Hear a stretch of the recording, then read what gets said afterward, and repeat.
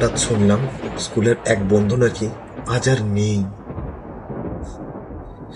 তোমরা যারা স্কুলে পড়ছো ভাবছো কবে আমরা কলেজে যাব, কবে আমরা বড় হব।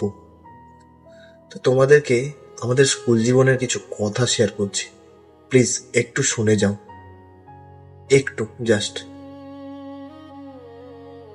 আমরা যখন স্কুলে পড়তাম জীবনটা খুব ছোট ছিল, কিন্তু স্বপ্নগুলো ছিল অনেক বড়।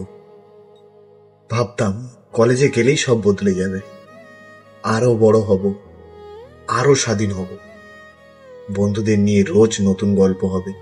কিন্তু কেউ বলেনি সব গল্পের শেষটা একসাথে লেখা হয় না। স্কুলে আমাদের 5 জনের একটা গ্রুপ ছিল, লাস্ট বেঞ্চে জানালার পাশে। খুনসুটি, হাসি, টিফিন চুরি আর ভবিষ্যতের হাজার প্ল্যান।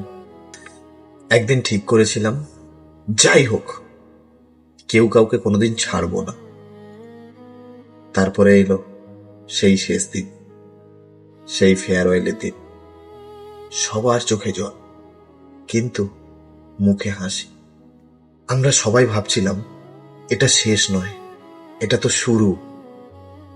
তারপরে কলেজে গিয়ে বুঝলাম শুরুটা সবার জীবনে এক ছিল না।